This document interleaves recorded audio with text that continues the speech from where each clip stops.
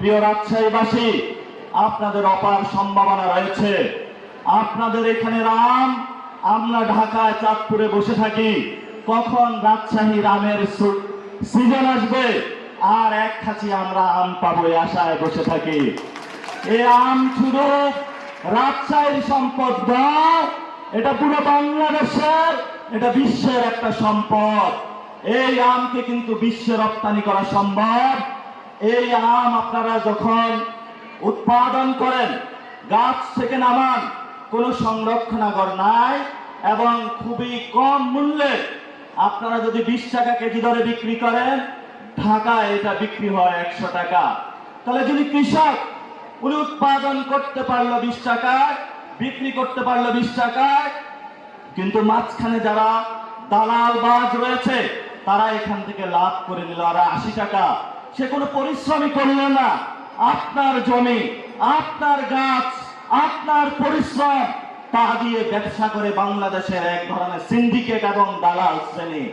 আপনারা রাজশাহী থেকে আওয়াজ তুলেন, আমের কোনো সিন্ডিকেট করা যাবে না, আমের জন্য সংরক্ষণের ব্যবস্থা চালু করতে হবে এবং বাংলাদেশের কৃষি ব্যবস্থার যে ন্যানো টেকনোলজি থেকে শুরু করে টেকনোলজি বেস, যেভাবে রাজশাহী একটা শিক্ষার নগরী রয়েছে, তেমনি ভাবে প্রযুক্তিগতভাবে আপনাদেরকে এই জায়গায় সরকারি সকল সুযোগ সুবিধা নিয়ে আসতে হবে।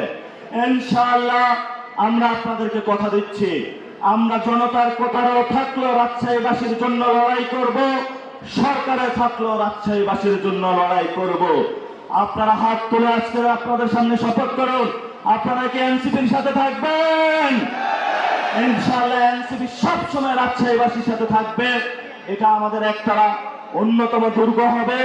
যে কোনো সমস্যা এনসিপির কাছে আপনারা আসবেন, আমরা আপনাদের প্রয়োজনে ছুটে যাব। যদি আপনাদের আম গাছে আম আছে বিক্রি করতে সমস্যা হয়, আমরা এসে বদলা দিব, আপনার আম গাছ থেকে আম নামিয়ে দিব। আপনার আম যদি ঢাকায় পাঠাতে হয়, বিদেশে পাঠাতে হয়, আমরা সেই ব্যবস্থা করে দিব ফ্রি আপনাদের জন্য। আমরা রাজশাহীবাসীর জন্য উন্নয়ন চাই। সরকারকে বলবো, রাজশাহীবাসীর নদীতে আমরা পানি চাই। আমাদের জীবন বাঁচাতে হলে নদীতে পানি লাগবে। নদীর পানির সাথে আমরা কোনো আপোষ করব না।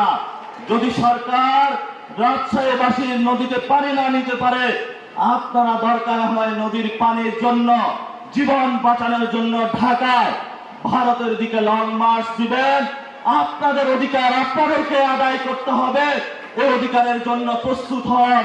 জাতীয় নাগরিক পার্টি আপনাদের সাথে আছে।